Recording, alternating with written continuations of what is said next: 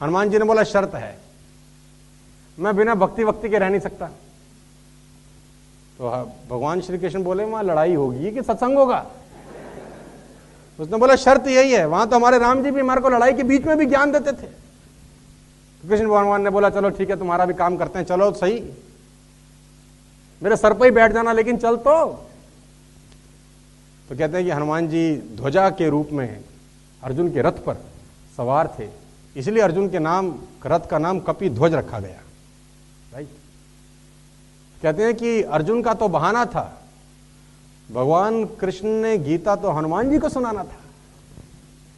अर्जुन का तो बहाना था, भगवान कृष्ण ने गीता तो हनुमान जी को सुनाना था।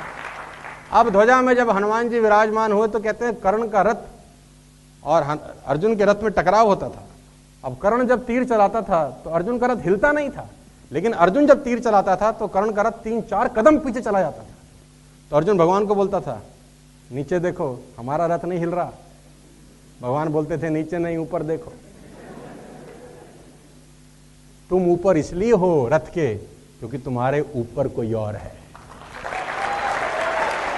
तुम ऊपर इसलिए हो क्योंकि तुम्हारे ऊपर कोई और है।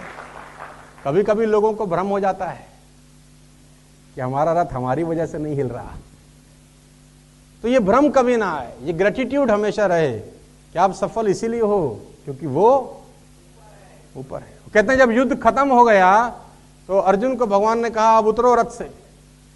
अर्जुन ने बोला पहले आप क्यों नहीं उतरते? उसने बोला पहले तू उतर। अर्जुन को रथ से उतारा गया, भगवान कृष्ण ने खुद रथ से उतरे। फिर तीसरे में हनुमान जी को इशारा किया कि आपका रोल समाप्त है।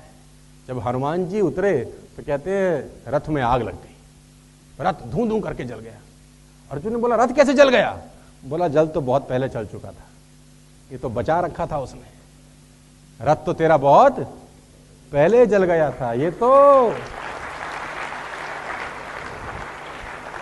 जिंदगी में हमेशा याद रखिएगा कि आप जब भी संपदा प्राप्त करें, पैसा बनाएं, आगे बढ़ें, टीएसएस के अंदर जिंदगी बनाएं, तो कभी भी अहंकार की भावना अपने अंदर मत आने देना। बड़े बड़े लोगों को डुबो दिया इसलिए। बात समझ में आ रही है तो बोले हाँ। Are you getting my point? Yes और नो?